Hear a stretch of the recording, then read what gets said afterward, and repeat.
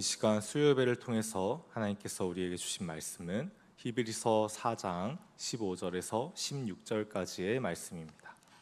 히브리서 4장 15절에서 16절까지의 말씀, 신약 성경 356면에 있습니다. 히브리서 4장 15절에서 16절. 다 찾으셨다면 15절은 제가 읽고 16절은 모두 다 함께 읽도록 하겠습니다. 우리에게 있는 대제사장은 우리의 연약함을 동정하지 못하실 이가 아니요 모든 일에 우리와 똑같이 시험을 받으시니로되 죄는 없으시니라.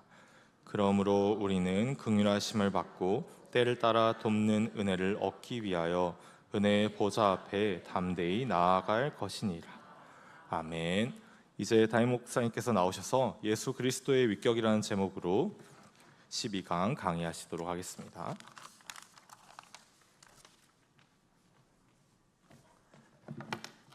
할렐루야. 성경 그 중에서도 이 복음서의 가장 큰 주제가 뭡니까? 복음서의 주제가 뭐예요? 복음서. 누가 주인공이에요? 그렇죠? 복음서의 주제는 하나예요. 예수는 누구인가? 예수는 누구인가? 과연 예수님이 누구신지를 아는가? 그에 대한 질문이에요. 계속. 그리고 그에 대한 답이 나오고, 뭘 알아야 뭘 믿든가 말든가를 하죠. 그렇죠? 그래서 예수님도 사람들이 나를 누구라 하느냐 이렇게 물으셨다가 이게 정답이 안 나오니까 제자들에게도 물으시잖아요. 그럼 너희는 나를 누구라 하느냐?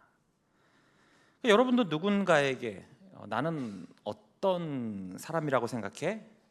너는 나를 누구라고 생각해? 하고 물었는데 전혀 엉뚱한 소리를 한다거나 아주 곡해한다든지 또는 왜곡한다든지 또는 동떨어진 말과 평가를 한다면 어떨 것 같으세요? 네? 황당하기도 하고 좀 짜증나기도 하고 뭐 그럴 수가 있어요. 그런데 이런 건 그저 내 개인의 감정 정도에서만 이제 그칠 수 있겠지만, 예수님이 하신 질문, 너희는 나를 누구라 하느냐? 이 질문은 바로 우리의 구원, 영원한 생명과 관련된 질문입니다. 너무나도 소중하죠. 그래서 예수님이 누구신지를 정확히 아는 것이 바로 우리의 삶의 방향과 본질을 결정을 해요. 그래서 오늘 우리는 예수님, 예수 그리스도의 이름과 본성, 또 그분의 신분에 대해서 살펴보면서 우리가 믿는 예수님이 누구신지 이미 다 아시지만, 그러나 다시 한번 또 우리가 되뇌이면서 또 깊이 생각하고자 합니다. 먼저 1번, 예수 그리스도를 아는 지식의 중요성. 왜 우리는 예수 그리스도를 알아야 하는가? 그 얘기죠. 첫 번째로 가번에 보시면 예수 그리스도를 아는 것은 곧 뭐와 관련되어 있기 때문에? 영생과 관련되어 있기 때문입니다. 요한복음 3장 16절 함께 읽어볼까요? 시작. 하나님이 독생자를 주셨으니 믿는 자마다 멸망하지 않고 영생을 얻게 하려 하심이라. 아멘. 이어서 요한복음 17장 3절 제가 읽어볼게요. 영생은 곧 유일하신 참 하나님과 그가 보내신 자, 누구? 예수 그리스도를 어떻게 해요? 아는 것이니이다. 자, 두 구절 다 어떻습니까? 영생을 얻기 위해서는 누구를 아는 것이, 예수님을 아는 것이 핵심이다 라고 말씀하세요. 자, 여기서 안다라는 말은 뭐예요? 그저 단순한 어떤 정보라든지 어떤 지식을 말하는 게 아니에요.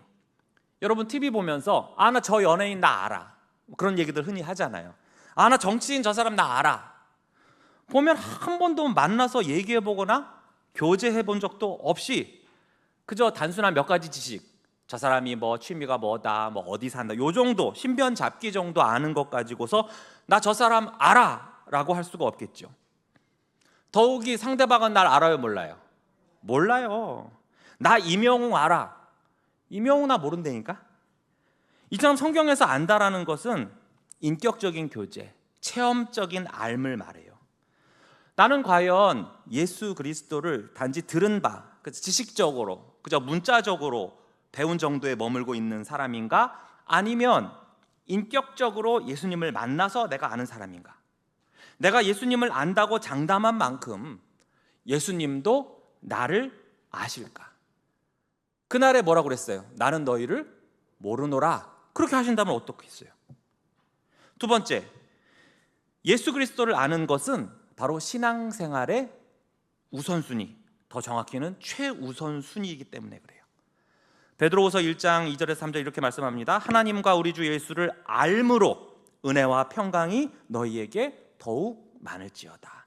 그의 신기한 능력으로 생명과 경건에 속한 모든 것을 우리에게 주셨으니 이는 자기의 영광과 덕으로서 우리를 부르신 이를 알므로 말미암음이라.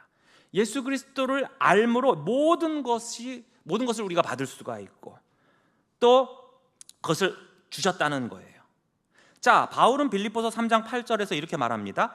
또한 모든 것을 해로 여기면 내 주 그리스도 예수를 아는 지식이 가장 고상하기 때문이라. 내가 그를 위하여 모든 것을 잃어버리고 배설물로 여김은 그리스도를 얻었다고 그랬어요. 자, 여기서 이 고상하다라고 했죠. 우리가 고상하다 하면은 뭐부터 생각해요? 고상하다. 네? 흔히 고상하다 하면 좀 뭔가 잘못된 이미지에 젖어 있어요. 괜히 막 어머 안녕하세요. 이 점잖은 석 이게 굉장히 고상하다 이렇게 하는데 원어로 휘페르코인데 이게 뭐냐 하면은 다른 본문에서는 이게 어떻게 번역이 됐냐면 이 휘페르코가 아주 뛰어난, 낮다, 낮게 여기다, 위에 있다, 업그레이드 완전히 고차원이다 이런 뜻이에요. 그러니까 그리스도를 아는 지식이야말로 최고로 뛰어난 탑이다, 탑 지식이다 이런 뜻이에요. 그러니까 탑이고 최고니까 뭐예요? 이거에 비해서 다른 것들은 상대적으로 순위가 밀리죠. 후순위예요. 그래서 더 심하게 말하면 하찮은 거고, 더 심하게 말해서 뭐라고 그랬어요? 배설물로 여길 정도로였다는 거죠.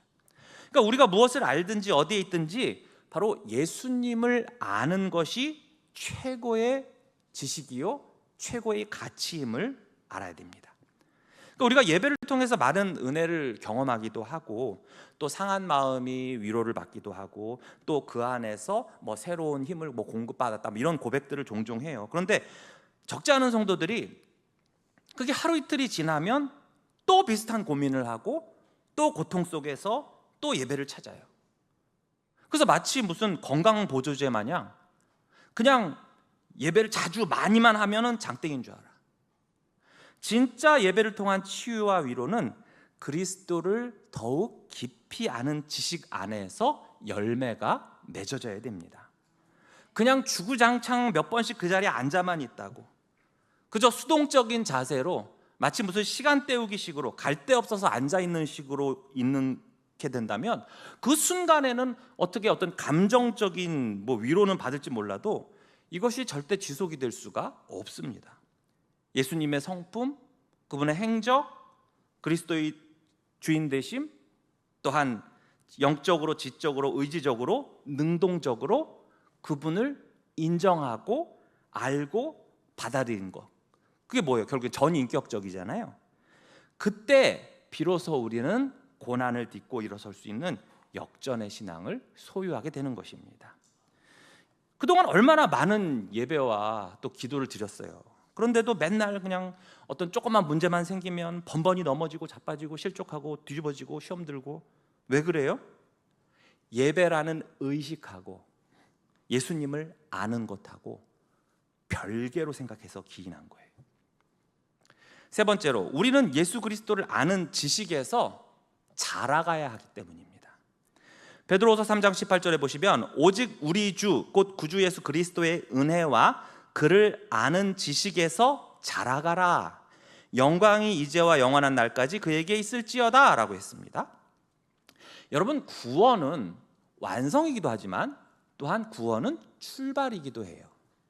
바울이 말했잖아요. 빌립보서 3장 12절에서 내가 이미 얻었다 함도 아니요 온전히 이루었다 함도 아니라 오직 내가 그리스도 예수께 잡힌 바 된 그것을 잡으려고 달려간다고 그랬어요. 이처럼 바울은 구원을 어떤 끝, 완성이 아닌 또 출발과 진행, 즉 과정으로 말하기도 했거든요. 그러니까 이 과정은 뭐예요? 결국에는 자라는 것과도 일맥상통합니다. 그러니까 이제 우리는 예수를 믿음으로써 그리스도를 더욱 알아가야 하는 그 성장의 길 위에 우리는 있다는 거예요. 이것은 어느 순간에 다 완성되고, 그래서 마치 우리 자녀들이 어느 정도 자라다 보면 멈추잖아요. 막 계속 2m, 3m, 4m씩 자라는 게 아니잖아요. 어느 순간은 멈추고 성장판이 닫히고 그렇잖아요. 근데 우리의 믿음, 우리의 신앙은 그렇지가 않다는 거예요. 주님 앞에 가는 그날까지 예수 그리스도를 아는 지식은 계속해서 어떻게 된다는 거예요? 자라가야 한다는 것이죠. 왜 그렇습니까? 그분은 하나님이시잖아요. 전능하시고 무한 광대하신 하나님. 우리가 이 지구, 또 이 세상의 역사, 문화, 그것도 너무 넓다. 한반도, 이것도 너무 넓네. 강동구 역사나 뭐 강동구, 이것도 우리가 제대로 다 모르잖아요. 죽을 때까지 여기 살아도.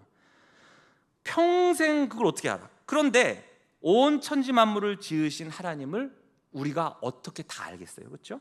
평생 그 은혜와 그분의 지식을 우리는 알 수가 없잖아요. 그런데도 우리는 몇 년 신앙생활 하다 보면 마치 성경에 대해서, 또 예수님에 대해서, 신앙에 대해서 다 아는 것처럼 거들먹거리고 남 가르치려 들고. 그러니까 겸손 또 겸손해야 돼요. 계속 죽는 날까지 말씀을 보고 기도하며 삶의 모든 영역에서 우리는 주님을 더욱 깊이 알아가야 됩니다. 라본에 보시면 예수 그리스도를 모르면 하나님을 알 수 없기 때문에 그래요. 자, 예수님은 요한복음 14장 6절에서 분명히 말씀하십니다. 예수께서 이르시되 내가 곧 길이요 진리요 생명이니 나로 말미암지 않고는 아버지께로 올 자가 없다고 하셨고, 9절에 가서는 이렇게 말씀하셨어요. 예수께서 이르시되 빌립아 내가 이렇게 오래 너희와 함께 있으되 네가 나를 알지 못하느냐? 나를 본 자는 아버지를 보았거늘 어찌하여 아버지를 보이라 하느냐?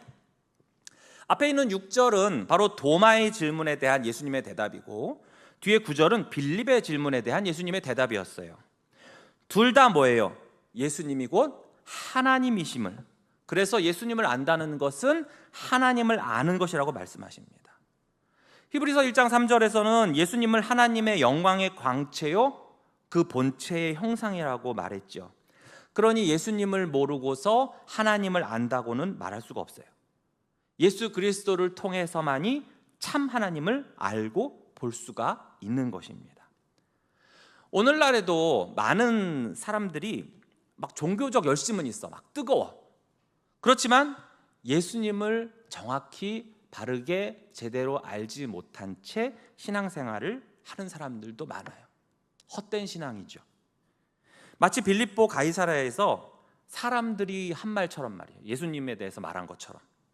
오늘날에도 세상은 2000년 전과 똑같이 우리 예수님을 그저 좋은 선생이나 철학자, 위인 중에 하나, 4대 성인 중에 하나, 기독교를 창시한 사람, 기적을 좀 행한 사람, 이런 정도로만 생각하고 있다는 거죠. 더 나아가 허구 또는 가상의 인물이라고도 말을 하는 사람들이 있어요. 그러나 우리 예수님은요, 실존하시는 바로 하나님의 아들이시요 나의 구세주시요 그리고 나의 주인이자 왕으로 믿습니다. 이 예수님을 더 깊이 사랑하고 알고 그분과 동행하는 삶을 사시기를 바랍니다. 아멘. 자, 참된 신앙은 바로 그리스도를 바르게 하는 그 지식 위에 세워진 믿음인 것이죠. 자, 두 번째, 예수 그리스도의 이름. 여러분 다 이름 있잖아요, 그렇죠? 예수님도 이름이 있는데 예수님은 이름이 많아요. 여러분 이름은 뭡니까? 바로 그 대상에 대한 전부일 수가 있어요. 정체성일 수 있어요. 목적일 수 있어요. 여러분도 이름 보면 이제 한자로 뜻들 다 좋으시죠? 그렇죠? 나경원 원사님은 이름 뜻이 뭐예요?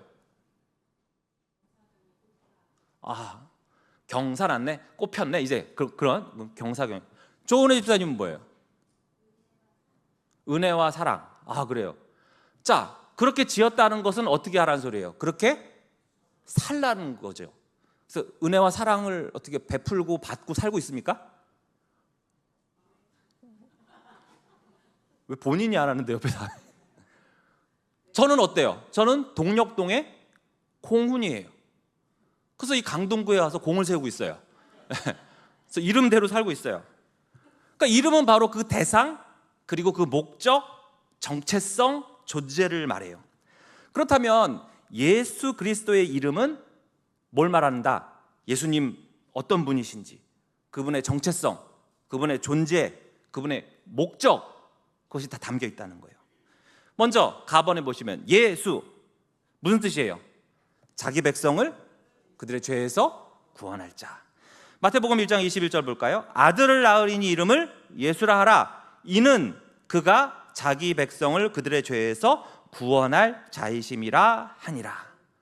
자, 이 이름에서부터 예수님이 누구신지, 그리고 이 땅에 오신 목적이 명확하게 드러나죠. 바로 죄인을 구원하러 오신 구세주라는 거예요. 자, 예수라는 이름이 구약에도 있어요, 없어요? 있어요. 누구 있죠? 여호수아 있고, 예수아 있고, 또 호세아 있고, 다 같은 이름에서 유래된 거예요. 그 뜻은 뭐예요? 여호와는 구원이시다. 그러니까 단순히 부르는 이름이 아니라 바로 구원의 하나님이 인격이 되어서 바로 예수님이 오신 거예요. 그러므로 우리는 예수님의 이름을 부를 때마다 뭘 생각해야 돼요? 내 죄를 대신 짊어지신 구세주로 고백을 하는 거죠. 여러분, 바디메오 있죠? 눈먼 바디메오가 뭐라고 했습니까? 다윗의 자손 예수여 나를 불쌍히 여기소서 하면서 예수여 예수여 불렀는데 그 안에는 뭐라고 돼 있는 거예요? 나의 죄를 사하시는 구원자시여 하고 부른 거나 마찬가지예요. 그랬더니 예수님이 어떻게 하셨어요? 진짜로 그의 육신의 눈을 고쳐주심과 동시에 이렇게 말씀하셨잖아요. 뭐라고 하셨죠?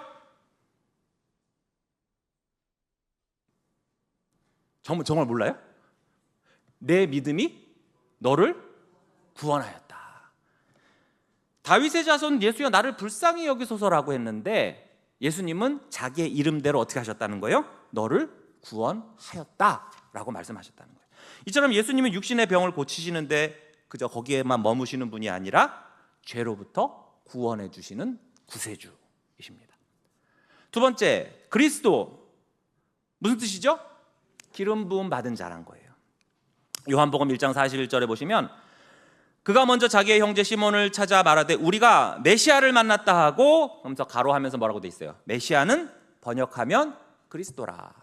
그러니까 히브리어에서 메시아가 헬라어로 이제 번역이 되면서 뭐라고 부르는 거예요? 크리스투스, 그리스도가 됐다는 거예요. 자, 기름 부음 받은 자란 뜻이죠. 자, 구약에서는 이 삼종직 누구였죠? 제사장, 왕, 선지자가 기름을 부음 받았어요. 그러니까 이들은 하나님으로부터 특별한 사명을 수행하기 위해서 부르심을 받은 자들이라는 거예요. 그래서 우리 예수님은 어떻습니까? 왕으로서 우리를 통치하시고 또 제사장으로서 우리의 죄를 위해 중보하시고 또 선지자로서 어떻게 해요? 하나님의 말씀을 선포하시는 분이죠. 역사적으로 이 세 직분을 동시에 이룬 분은 있다 없다? 없지요. 오직 누구뿐? 예수님뿐이에요. 이 세 가지 직무를 완전하게 이루신 완전한 하나님의 기름 부으심을 받은 자라는 거예요. 그래서 예수님은 곧 그리스도. 예수는 그리스도. 예수는 그리스도. 그러니까 예수님은 내 인생의 왕이시고요. 또 나의 대제사장이시고 또 하나님의 말씀을 내게 전해주시는 선지자 역할을 하시는 거예요. 세 번째, 주, 로드예요. 사도행전 2장 36절 함께 읽어볼게요. 시작. 그런즉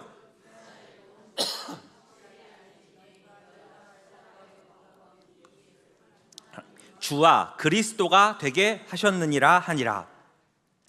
예수님은 그리스도시고 예수시고 주신데 이렇게 일부러 주와 그리스도와 이렇게 또 분리해서 또 말을 했어요. 빌립보서 2장 11절에도 보시면 모든 입으로 예수 그리스도를 주라 시인하여 하나님 아버지께 영광을 돌리게 하셨느니라. 그러니까 우리가 예수님을 주님이라고 부르는 것이 바로 하나님께 영광 돌리는 거라는 거예요. 예수님은 구원자이실 뿐 아니라 바로 우리의 삶의 주님, 주인이 된다는 거예요. 이 주라는 것은 헬라어로는 큐리오스죠.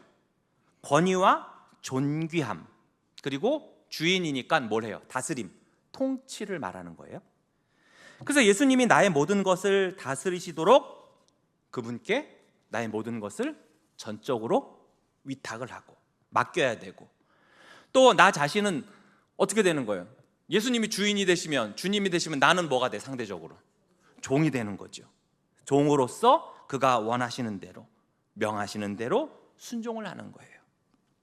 그런데 예수님은 나의 주님이십니다, 저는 예수님의 종입니다, 이러한 고백을 우리가 스스로 할 수 있다 없다? 스스로 할 수 없다라고 성경은 말씀하십니다. 그러니까 우리의 죄성으로는 어때요? 내가 종 되는 걸 원해요, 안 해요? 원하지 않죠.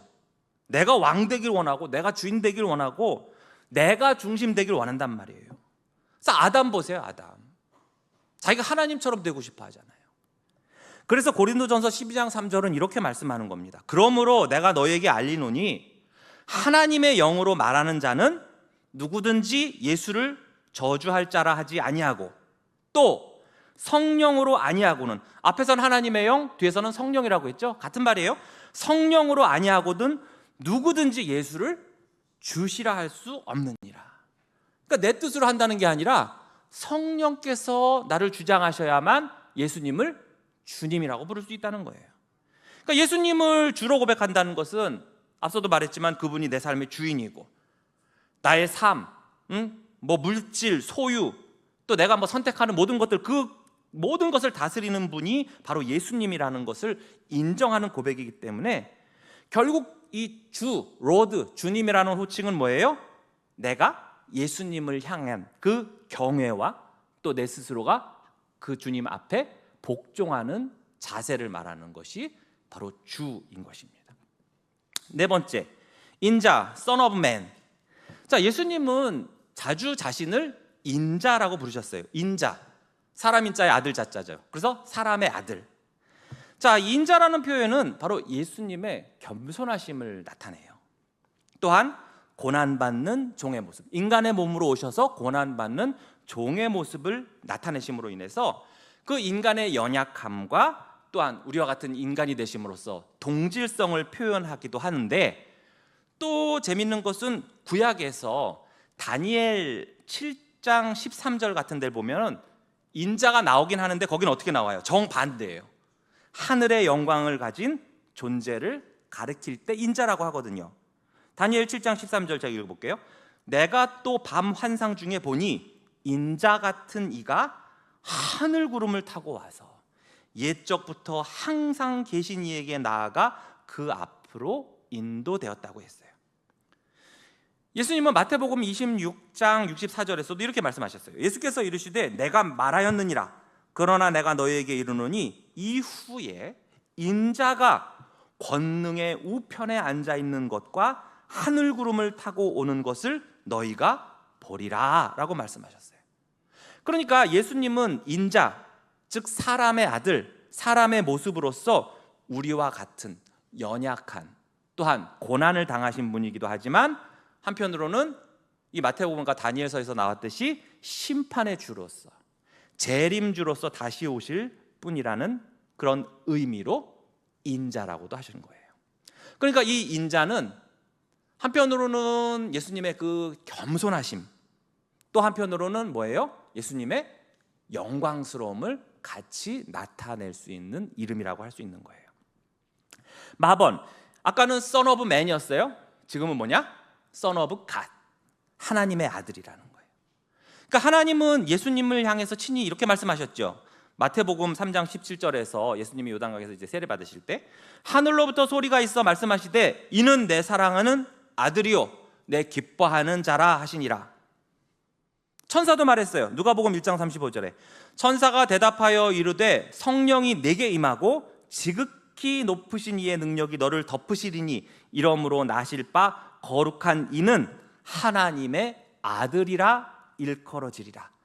이 수태고지에 하는 걸 말하는 거잖아요. 그러니까 예수님을 지금 뭐라고 했다고요? 하나님의 아들. 그러니까 예수님은 이 앞서 그 요단강에서 세례 받으실 때 성부 하나님이 말씀하신 것처럼 내가 얘 기뻐, 나 얘 때문에 기뻐 이래가지고 무슨 단순히 하나님의 마음에 드는 존재 정도가 아니라 바로 뭐라고요?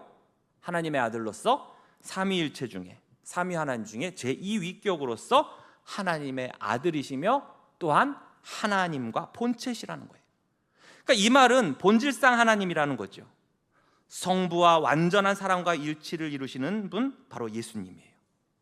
동시에 이 호칭은 바로 예수님께서 하나님의 아들로서 하나님의 그 유업을 이을 아들, 또 우리를 대신한 중보자, 새 언약의 대표자로서 이 땅에 오셨다는 뜻도 됩니다. 그러니까 하나님의 아들이신 예수님을 믿을 때 우리도 어떻게 돼요? 하나님의 자녀가 되는 은혜의 특권을 누리게 되는 것입니다. 정리하면 예수님의 이름 하나하나에는 하늘의 권세와 또 이 지상에서의 사명, 그리고 우리를 향한 그 무궁하신 사랑이 다 담겨 있어요. 그래서 그분은 예수님이에요. 죄인들을, 나 같은 죄인을 구원하시는 분이에요. 그분은 그리스도예요. 하나님이 기름 부으신 구원자십니다. 그분은 주님이세요. 우리의 삶의 주인이 되세요.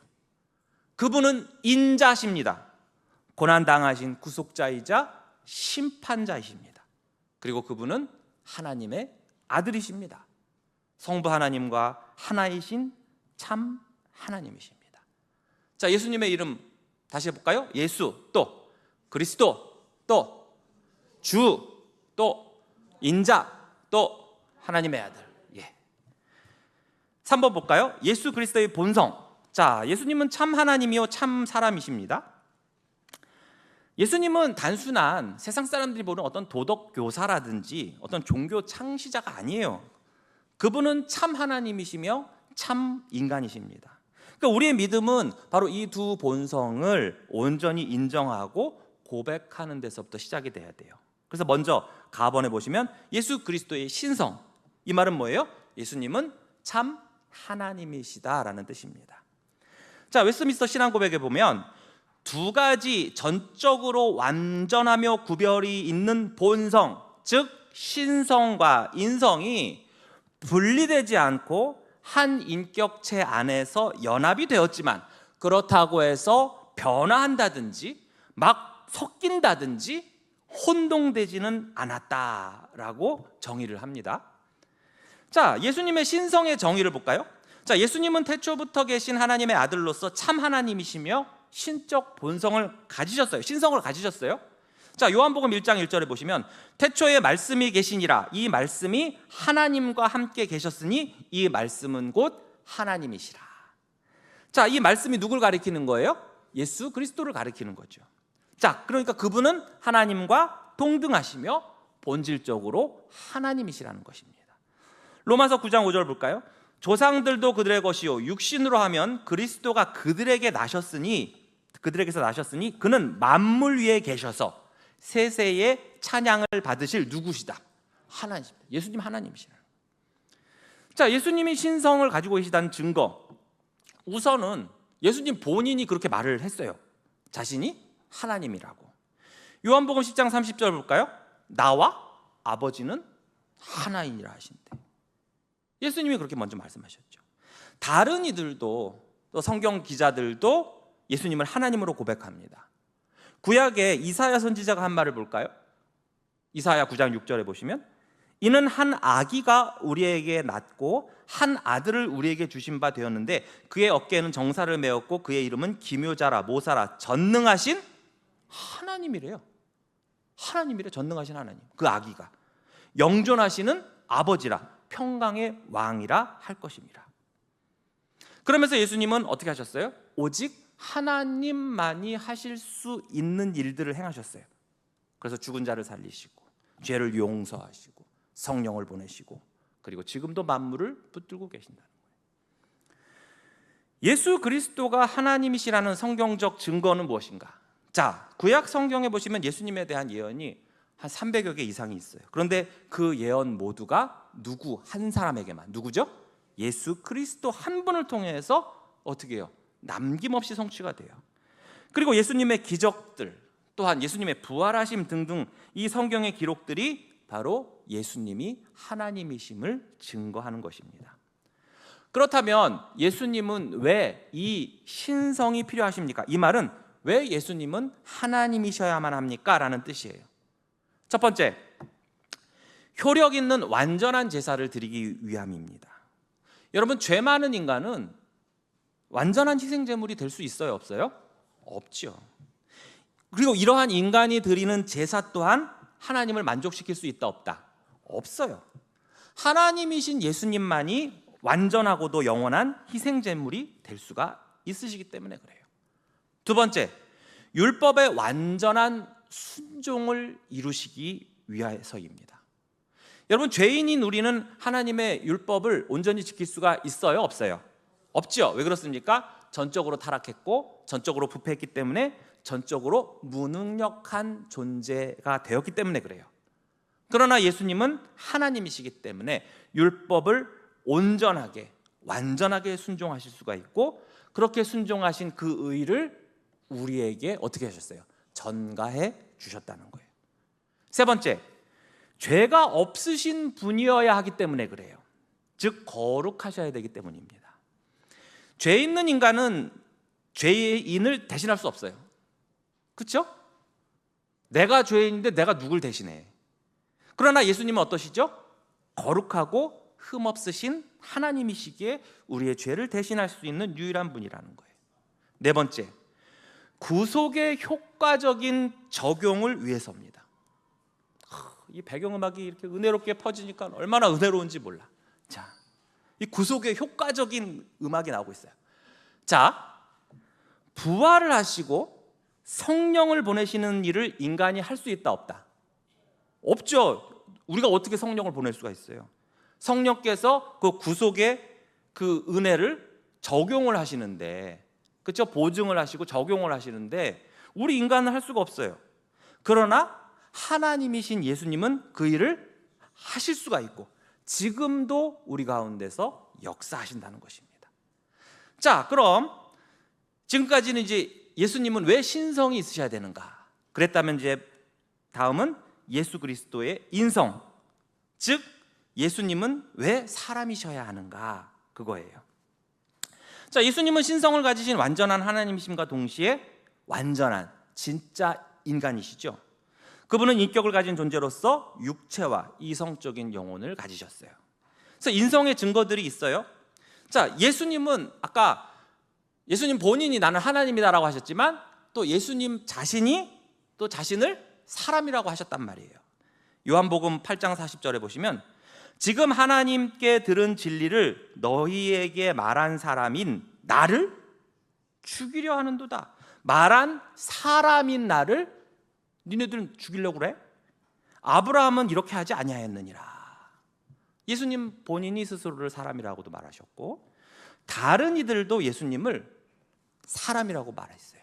예를 들어서 바울이 쓴 로마서 15장 15절에 보시면 그러나 이 은사는 그 범죄와 같이 아니하니 곧 한 사람의 범죄를 인하여 많은 사람이 죽었은즉 더욱 하나님의 은혜와 또한 한 사람 예수 그리스도의 은혜로 말미암은 선물은 많은 사람에게 넘쳤다라고 했어요. 자, 그럼 앞에 있는 한 사람의 범죄, 그 한 사람은 누구를 말해요? 아담을 말하죠. 그런데 뒤에 나오는 예수님도 뭐라고 하고 있어요? 한 사람 예수 그리스도라고 함으로써 예수님은 분명 인성을 지닌 사람이라고 증거를 하고 있습니다. 자, 예수님은 육신을 입고 즉 인성을 취하심으로 성육신하신 우리의 주님이시죠. 요한복음 1장 14절에 말씀이 육신이 되어 우리 가운데 거하심에 우리가 그의 영광을 보니 아버지의 독생자의 영광이요 은혜와 진리가 충만하다고 했습니다. 그리고 예수님은 이 인성의 근본 요소인 바로 몸, 그렇죠? 몸과 또 영혼을 가지셨어요. 그래서 마태복음 26장 26절에 보시면 그들이 먹을 때에 예수께서 떡을 가지사 축복하시고 떼어 제자들에게 주시며 이르시되 받아서 먹으라 이것은 내 몸이니라 라고 분명히 말씀하셨고 요한복음 11장 33절에서 뭐라고 돼 있냐? 예수께서 그가 우는 것과 또 함께 온 유대인들이 우는 것을 보시고 심령에 비통히 여기시고 불쌍히 여기사. 여기서 이 심령은 뭘 말해요? 예수님의 영혼을 말하는 거예요. 그러니까 예수님은 몸, 육체와 또 영혼을 가지신 바로 사람이시다. 마지막으로 예수님은 사람으로서 어떻게 해요? 성장하셨죠. 갑자기 예수님이 다 장성한 몸으로 돼서 하늘에서 뚝 떨어진 게 아니라 어떻게 하셨습니까? 아기로 오셔서 성장을 하시고 그런 가운데 사람이 받을 수 있는 모든 고통을 다 받으시고 감정을 가지셨고 그것을 그대로 또 표현을 하시기도 했어요. 그래서 예수님도 배고픈 적이 있었잖아요. 그렇죠? 배고파 죽겠어 막 그러고 피곤하시기도 했어요. 또 아까 나사로처럼 나사로를 그 죽은 나사로한테 갔을 때처럼 울기도 하셨단 말이에요. 우리처럼 땀도 흘리고 목마르고 더 나아가 죽음까지도 경험하셨단 말이에요. 그러나 그렇다고 해서 예수님과 우리가 똑같을 수는 없죠. 보통 인간들과는 전혀 다른 아주 중요한 차이가 하나 있어요. 뭡니까? 그것은 예수님은 죄가 없으시다는 거예요. 히브리서 4장 15절은 이렇게 말합니다. 우리에게 있는 대제사장은 우리의 연약함을 동정하지 못하실 이가 아니요 모든 일에 우리와 똑같이 시험을 받으셨지만 그러나 뭐는 없으시다? 죄는 없으시니라. 그러니까 그분은 완전한 인간이시지만 타락한 인간의 본성을 지니시지는 않으셨다는 거예요. 성령으로 동정녀 마리아에게서 나심으로 인해서 인간 본성의 그런 유전적인 부패와 자범죄로부터 자유로우신 분이 바로 예수님이에요. 그럼 아까 왜 예수님은 신성이 있으셔야 됐을까? 마찬가지의 질문으로 그럼 예수님은 왜 인성이 필요하셨을까? 즉 왜 사람이 되셔야만 했을까? 첫 번째로 죄인의 형벌을 대신하기 위해서입니다. 자, 율법에 따르면 죄인은 피를 흘리고 죽음으로써 그 죄값을 치러야 돼요. 사람의 죄는 사람의 피로만 속죄받을 수 있기 때문에 예수님은 사람이 되어서 우리를 대신하셔야만 했던 것입니다. 두 번째, 죄인을 대표하는 중보자가 되시기 위해서였어요. 하나님 앞에서 죄인을 대신할 수 있으려면 죄인을 대표하는 바로 완전한 인간이셔야만 했습니다. 히브리서 2장 17절은 말합니다. 그러므로 그가 범사에 즉 모든 것에서 형제들과 같이 되심이, 여기서 말하는 형제들이라는 것은 사람이 되심이 마땅하도다. 이는 하나님의 일에 자비하고 신실한 대제사장이 되어 백성의 죄를 속량하려 하심이라. 이를 위해서 사람이 되셨다는 거예요. 자, 정리하면 예수님은 참 하나님이시고 또 참 인간이시다. 그런데 이게 신비잖아요. 어떻게 그럴 수가 있어요. 그렇죠? 그러니까 우리 이성으로는 사실 다 이해한다는 거는 전문용어로 뻥이고 무리가 있어요. 그러나 믿음으로 고백할 수 있어요. 그분은 하나님이시기에 우리를 구원하실 수 있고요. 그분은 사람이시기에 우리와 함께 하시며 우리의 연약함을 아시고 동정하실 수 있는 분이에요. 그래서 그분은 높이 계신 하나님이심과 동시에 또한 나와 함께 우시고 나를 위해 피를 흘리신 주님이십니다. 그 주님을 믿으십시오. 그리고 그분을 날마다 바라보며 더욱더 깊이 알아가시기를 바랍니다. 자, 4번에 보면 예수 그리스도의 이러한 본성에 대한 오류들이 그동안 꽤 많이 있었어요. 이것은 곧 우리의 바른 신앙을 지키기 위한 일종의 싸움, 전투라고 할 수 있는데요. 초대교회 시대부터 지금까지 이러한 진리에 대해서 수많은 왜곡과 도전들이 있었거든요. 그러니까 이거는 좀 신학적으로 약간 좀 결을 달리해 요 정도가 아니라 뭐예요? 복음 자체를 완전히 무너뜨리는 심각한 오류들입니다. 몇 가지만 지금 추려봤는데 이런 오류들을 살펴보면서 우리가 믿는 바른 신앙이 얼마나 중요한 것인지, 그리고 이후에 다른 이단들의 미혹이 있을 때 철저하게 그것을 배척하고 또 거기 미혹되지 않을 수 있으시기를 바랍니다. 자, 먼저 가번에 보시면 예수님의 신성 자체를 이제 부정하는 자들이 있었어요. 신성 자체를. 그러니까 예수님은 하나님이 아니다라는 거예요. 이거 유니테리언주의라고도 하는데 이거는 조금 이제 늦게 나왔어요. 그러니까 18세기에 등장했는데 그 이신론의 영향을 받은 반삼위일체론의 그 기독교 이단이에요. 그러니까 이 유니테리언 또는 유니세올리즘이라고 하는데, 유니가 뭐예요? 유니 짜장이 아니고 하나라는 뜻이죠. 유니, 우노, 하나라는 뜻이고, 세오는 뭐예요? 신. 그렇죠? 그러니까 유니, 세오 이렇게 되면 유일신, 단일신이라는 뜻인데, 유니테리언이 바로 거기서 나온 건데, 신은 하나다. 그러니까 유일신앙이에요. 이들은 그러니까 하나님은 인정하는데 삼위 하나님을 인정하지 않는 거예요. 그래서 예수님이 자연스럽게 어떻게 되냐면, 하나님이 아니시니까 뭐가 되는 거예요? 그냥 좀 위대한 사람, 훌륭한 도덕교사 정도로만 여겨요. 그래서 이들은 신약 성경에서 예수님의 가르침은 믿어요. 예수님의 설교, 예수님의 뭐 이런 가르침은 믿는데, 그분의 하나님 되심, 그리고 그분의 기적, 이런 거는 믿어요, 안 믿어요? 하나님으로서 하시는 기적이나 이런 건 믿지 않는단 말이에요. 그렇지만 예수님은 분명히 앞서도 말씀하셨죠. 나와 아버지는 하나다. 나를 본 자는 아버지를 보았다.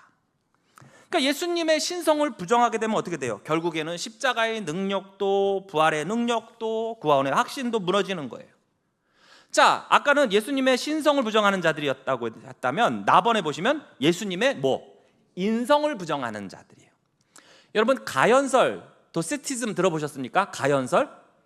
가짜가 무슨 가짜예요? 가짜. 혀는 이렇게 나타날. 그러니까 가짜로 나타났다는 거예요.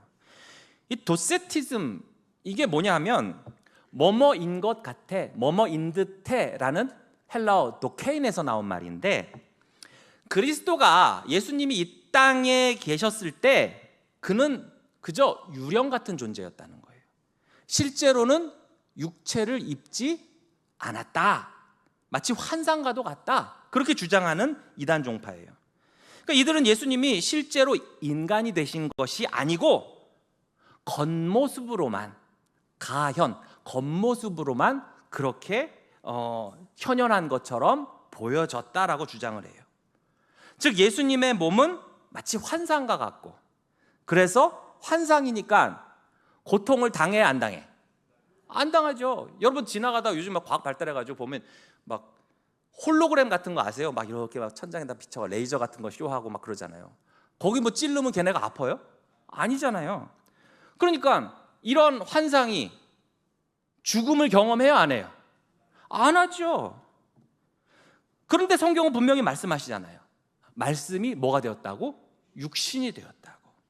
그래서 우리 가운데 거하셨다라고까지 했어요. 또 뭐라고 그랬어요? 히브리서 2장 18절에 보면 그가 시험을 받아 고난을 당하셨다고 그랬어요. 아니, 환상이 무슨 고난을 당하겠어요? 그렇죠? 예수님이 진짜 인간이 아니시라면 그분은 우리의 고통을 동정할 수도 없으시고 우리의 죄를 대신하실 수도 없는 거예요. 그러니까 이 오류 또한, 이 이단 또한 우리의 구원의 기초를 송두리째 뿌리째 흔드는 아주 무서운 아주 이단 가르침이죠. 다음번에 보시면 예수님의 신성을 아까는 완전히 그랬죠?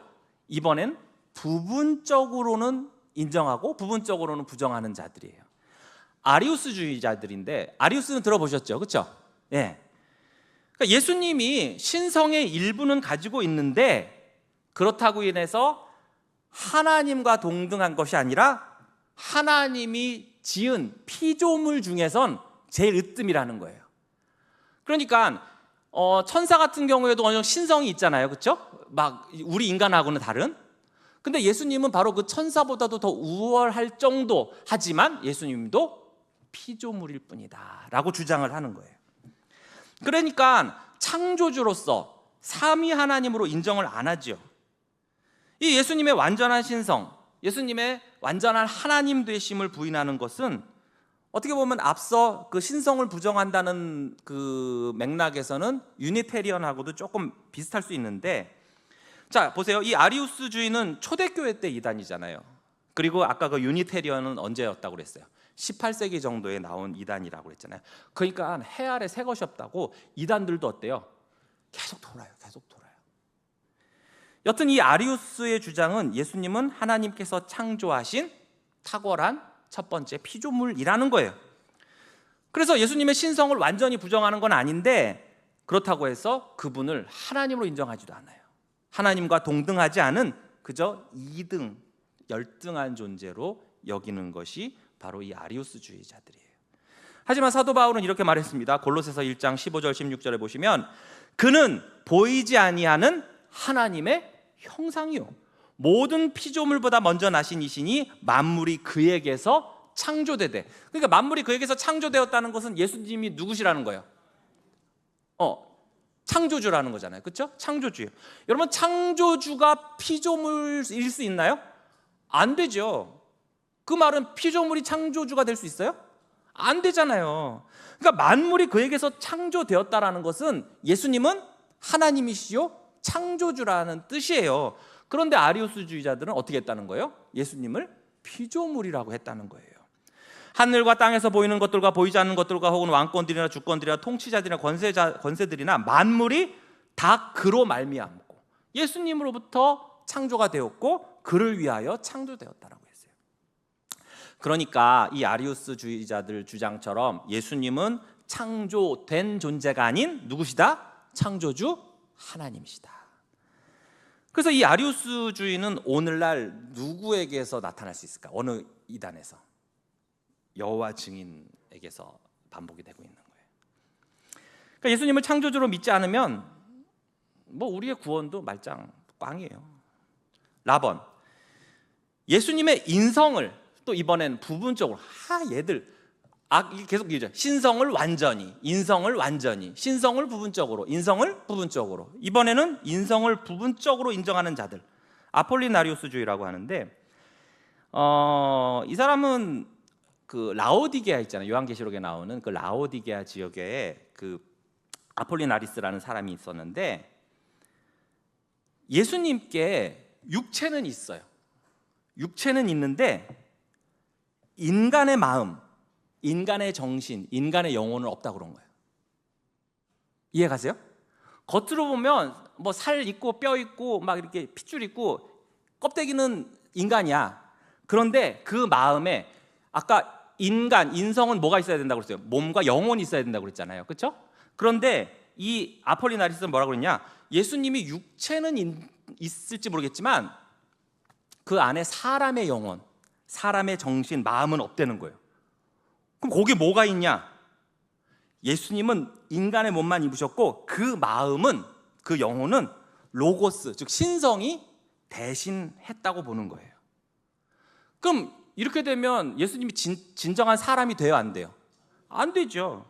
예수님의 참된 인성을 이제 부정하는 거예요. 그러니까 이두저도 아닌 거죠. 몸은, 껍데기는 사람인데 속은 신성, 로고스를 가졌다, 이런 식으로 되니까. 그런데 예수님은 어떤 분이십니까? 몸뿐 아니라 지성과 감정과 의지와 영혼까지 완전한 인간으로 오셨다는 거예요.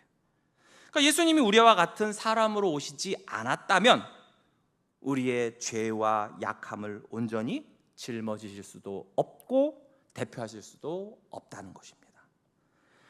마가복음에 보시면 예수님의 한 인격의 단일성을 부정하는 자들, 네스토리우스주의라고 하는데, 네스토리우스파는 5세기 초에 발생한 기독교의 한 분파였는데 이 사람은 안디옥 주교였어요. 그런데 이 네스토리우스가 이 교리가 뭐냐? 그리스도가 신성과 인성을 가진 것은 인정을 해. 그런데 이 두 본성이 서로 따로따로 논다고 생각한 거예요. 분리되었다고, 독립적이라고. 그러니까 하나의 인격으로 통합되지 않았다는 거예요. 그러니까 두 인격이 있다는 것이죠. 마치 예수님 안에 두 분이 계신 것처럼. 이것은 전에 그 삼위일체 이단 중에 삼신론이라고 있었잖아요. 그렇죠? 그거와 같은 주장인 거예요. 하지만 성경은 어떻게 말씀합니까? 예수님을 한 분의 인격, 한 분의 주님으로 말씀하시죠. 결국 이들도 이단으로 정죄되었거든요. 하나님의 아들이신 바로 그분이 우리와 같은 사람이 되셨고 하나의 인격으로 십자가에서 죽으셨고 부활하셨어요.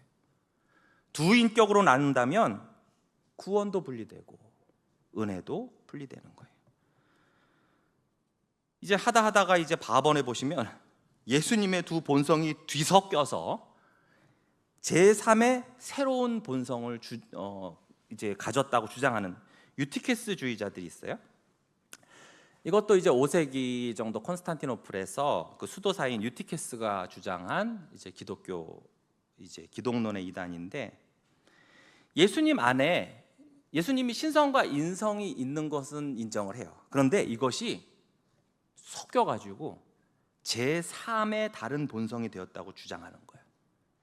마치 뭐와 같냐면 계란 노른자하고 식초하고는 별개인데 이것이 뒤섞이는 순간 뭐가 돼요? 마요네즈가 돼요. 지금 눈빛들이 어머 그랬어? 그렇게 되는 게 마요네즈야? 이러는데, 그러면 이전에 있는 노란자는 보여요 안 보여요? 안 보이죠. 이전에 있는 식초 막 이런 거 투명한 거 보여요 안 보여요? 전혀 다른 뭔가가 됐잖아요. 즉 예수님은 더 이상 참 하나님도 참 사람도 아닌 이상한 새로운 존재가 됐다는 거예요. 근데 이건 뭐예요? 신성과 인성을 모두 다 훼손하고 모욕하는 거죠. 그러니까 예수님은 두 본성이 섞이지 않고 변하지 않고 그렇다고 나뉘지 않고 분리되지 않은 채 하나의 인격으로 존재하십니다. 그리고 이 연합은 그래서 신비라고 해요. 그렇지만 이것은 우리의 구원을 위해서 반드시 필요한 내용입니다. 그분은 참 사람이심으로 우리를 대신할 수 있는 것이고 참 하나님이심으로써 완전하게 구원하실 수 있는 거예요. 이 모든 오류들은 그저 과거에 역사적 그냥 무슨 신학적 논쟁에 그치는 게 아니에요. 지금도 다양한 모습으로 우리 신앙에 스며들고 우리를 미혹하려고 하고 있습니다. 그렇기 때문에 바른 신앙은 바른 구원을 낳는 거예요. 그래서 우리는 똑똑히 알고 고백해야 돼요. 예수님은 참 하나님이시고 참 사람이시고 두 본성을 가지시되 그것이 혼합되지 않고 변하지 않고 나뉘지 않고 분리되지 않으신 단 하나의 인격이신 우리 주님이십니다 라고 고백을 하시고, 그리고 이 고백 위에 우리의 교회가 세워지고 우리의 구원이 확고히 서는 줄로 믿습니다. 자, 5번 예수 그리스도 인격의 통일성 볼게요. 자, 우리가 지금까지 예수 그리스도의 신성과 인성에서 봤듯이 예수님은 참 하나님이시고 동시에 참 사람이십니다. 하지만 오늘 우리가 붙들고자 하는 진리는 바로 이 두 본성이 어떻게 한 인격 안에서 하나로 연합되어 있는가예요.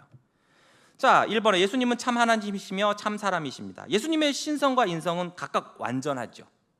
신성은 조금도 약하지 않고 또 인성은 결핍되지 않았어요. 예수님은 온전하신 하나님이시고 온전한 인간이십니다. 그분은 능력의 하나님으로 오셔서 죽은 자를 살리심과 동시에 또한 슬픔의 사람으로 오셔서 우리를 위해 눈물을 흘리셔요. 하나님으로서 바다를 잔잔케 하시는가 하면 또 사람으로서 배고파하시고 목말라하셨어요. 이 신비한 두 본성의 공존은 바로 우리가 진정으로 의지할 분, 바로 구세주가 예수님이시라는 것을 나타내 줍니다. 두 번째, 예수님의 두 본성은 아까도 말했지만 혼합, 변화, 분열, 분리 없이 하나라는 거예요. 그러니까 우리가 조심해야 할 점은 아까도 말했던 것처럼 예수님의 신성과 인성이 섞여서 막 제3의 이상한 존재가 유티케스처럼 된 게 아니라는 거예요.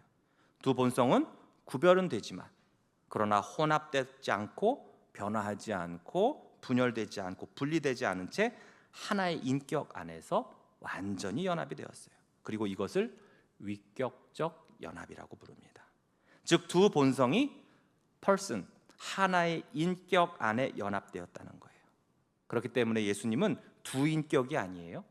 하나의 인격, 하나의 존재, 곧 우리 주 예수 그리스도가 되십니다. 3번에 두 본성은 각각의 속성을 그대로 보존을 해요. 예수님의 신성과 인성은 하나가 다른 하나를 집어삼키거나 소멸시키지 않습니다. 신성은 여전히 전지전능하시고 인성은 여전히 시간과 공간의 제약에 아래에 있죠. 자, 십자가에서 죽으신 것은 인성에 속한 고통이지만 그러나 그 죽으심의 가치는 어떻습니까? 신성에 의한 무한한 능력이에요. 그래서 예수님의 구속은 한 인간의 희생이 아니라 하나님의 아들의 죽음으로써 영원한 구원을 이루어 주시는 것입니다. 그래서 이러한 교리는 바로 뭐예요? 이런 분이 또 있어요? 유일무이하잖아요. 그렇죠? 그래서 예수 그리스도만이, 오직 예수 그리스도만이 우리를 구원하시기 위해 충분한 분이시고 또 우리와 함께 하시기에 완전하신 분이라는 거예요. 여러분, 우리가 간혹 하나님은 너무 먼 것 같아, 나한테는 너무 멀리 있으신 것 같아, 그런 느껴질 때가 있습니까? 나를 본 자는 하나님을 보았다고 그랬잖아요. 바로 우리를 위해서 죽으시고 우리와 고통과 그 슬픔을 함께 하신 그 예수님을 바라보십시오. 그분이 우리를 위해 흘리신 그 눈물, 그리고 그가 겪으신 고통, 그것을 통해서 하나님이 얼마나 우리와 가까이 계신지를 알 수가 있어요. 또한 사람의 힘으로는 이길 수 없는 죄와 죽음의 권세 앞에서 두려움을 느낄 때 바로 그 모든 것을 대신 짊어지신 예수님이 하나님이시라는 사실을 믿으시고 붙드시기 바랍니다. 그분은 죽음을 이기셨고 지금도 보좌에 앉아 계십니다. 자, 마지막으로 6번에 예수 그리스도의 신분이에요. 자, 예수 그리스도의 낮아지신 신분, 이것을 뭐라고 그러죠? 그리스도의 비하라고 그랬죠. 낮추심이에요. 자, 예수님의 낮아지심은 낮아지니까 뭐 겸손, 그 단순한 겸손의 표현이 아니라 바로 율법 아래에 있는 자를 구원하기 위한 하나님의 은혜의 역사예요. 자, 그분은 모든 존귀와 영광을 가지신 하나님의 아들이시지만 죄인을 구원하시기 위해서 인간의 자리로 내려오신 것입니다. 그 첫 번째가 뭐예요? 바로 그리스도의 성육신. 그렇죠? 예수님은 하나님의 본체시지만 사람의 모양으로 오셨어요. 그러니까 성육신은 단지 껍데기, 육체만 입은 게 아니에요. 아폴리다리우스처럼 그런 게 아니에요. 하나님이 완전한 사람이 되신 거예요. 이는 죄인을 구원하시기 위한 하나님의 철저한 낮아지심이죠. 두 번째, 그렇게 성육신 하셔서 어떻게 되셨습니까? 고난을 당하셨단 말이에요. 그리스도는 한순간만이 아니라 어떻게 하셨습니까? 그의 전생에 걸쳐서 고난을 받으셨어요. 그래서 조롱도 당하시고요, 시험도 당하시고요, 영혼의 깊은 슬픔도 경험하셨어요. 심지어는 죄인의 친구라고 조롱도 받고 또 맨날 율법학자들, 바리새인들의 올무에 시달리셨어요. 그리고 그 고난은 우리가 받은 고난, 또 우리가 받을 고난을 대신 다 감당하신 것입니다. 자, 그리고 그 비하, 그리스도의 비하, 그 낮아지심의 최절정은 바로 뭐예요? 죽으심이에요. 죽으심. 십자가에서 죽으심. 이 그리스도의 죽으심은 단순한 육체의 죽음이 아니라 우리를 대신하여 심판을 받으신 거잖아요. 그는 죄 없으신 분이라고 그랬어요. 우리의 죄를 대신하여 죽으셨고 그 중에서도 그냥 곱게 죽은 게 아니라 편하게 죽은 것도 아니고 어떻게 하셨어요? 십자가에 가장 수치스러운 형벌인 십자가 형벌. 왜 그럴까요? 우리가 받아야 할 형벌과 저주가 그만큼 중하기 때문에 그래요. 그러한 형벌을 받으셨어요. 그래서 그 죽음은 하나님의 공의를 만족시키는 동시에 우리 죄인에게 하나님께서 베푸시는 그 자비의 사건이기도 한 거예요. 그리고 죽으셨으니 어떻게 됩니까? 무덤에 장사가 되시죠. 예수님은 죽으신 후에 무덤에 장사되심으로 최종 수치를 당하셨어요. 자, 이는 죄로 인한 인간의 마지막 수치인 뭐예요? 흙으로 돌아감을 경험하시는 거예요. 그렇지만 예수님은 그 무덤에서 뭘 하고 계셨습니까? 부활의 영광을 준비하고 계셨어요.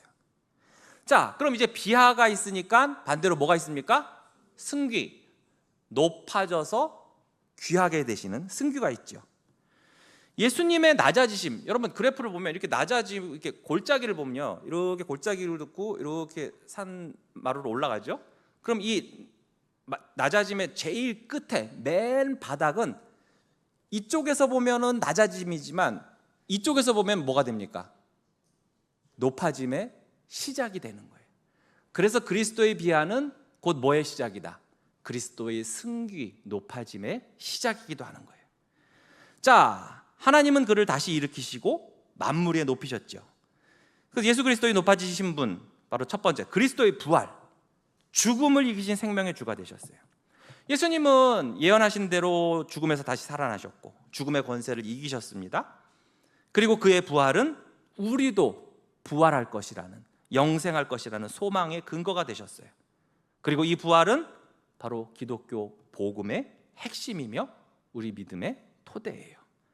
두 번째, 그렇게 부활하신 다음에 어떻게 하셨습니까? 승천, 하늘로 올라가셨단 말이에요. 예수님은 부활 후에 제자들에게 보이시고 하늘로 가시적으로 승천하셨어요. 이 말이 왜 중요하냐면 이 또한 도세티즘, 가연설을 주장하는 자들은 그 또한 뭐라고 그래요? 그것도 환상이야, 환상. 착각이야, 착각. 집단 환각을 봤어. 그런 식으로 주장을 하거든요. 하지만 우리 주님은 가시적으로 실제로 승천하셨다는 것입니다. 왜 그렇게 승천하셨습니까? 우리를 위한 처소를 예비하시기 위함입니다. 그렇게 오르신 예수님은 여전히 지금도 우리를 위한 중보자로 일하시죠. 자, 그렇게 올라가셔서 어떻게 하셨습니까? 하나님 우편에 앉으셨어요. 예수님은 하나님 우편에 앉으심으로써 모든 권세와 능력이 뛰어나게 되셨고 교회의 머리로 세우심을 받으셨고 지금도 우리를 위하여 중보하시고 또 성령을 보내셔서 교회를 세우고 계십니다. 그리고 마지막으로 뭘까요? 그렇게 가신 예수님, 너희가 본 대로 어떻게? 다시 오신다. 재림하시는 예수님. 그때 우리 주님은 심판주로 오십니다. 예수님의 재림은 영광 가운데 임하실 육체적 사건이에요. 자, 그날에 예수님은 온 세상을 심판하시고 그의 백성들에게 완전한 구원을 이제 완성하실 겁니다. 분명히 예수님은 다시 오십니다. 그리고 그때 우리는 그의 얼굴을 보게 될 거예요. 자, 정리하면 예수님의 신분은 어때요? 오르내림의 길이었어요. 하늘의 영광에서 내려오신 그 낮아지심, 그것은 바로 우리를 위한 구원의 길이고 또 다시 높아지신 그 그리스도의 영광은 바로 우리의 승리와 소망의 근거가 되는 거예요. 그럼으로써 예수 그리스도의 그 낮아지심을 묵상하면서 감사하며 나도 그렇게 겸손하겠습니다. 또 예수님의 그 높아지심을 바라보면서 나를 그렇게 영화롭게 하실 그 주님께 감사하며 믿음으로 예수 그리스도의 재림을 준비하실 수 있는 사랑하는 모든 성도님들 되시기를 주님의 이름으로 축복합니다.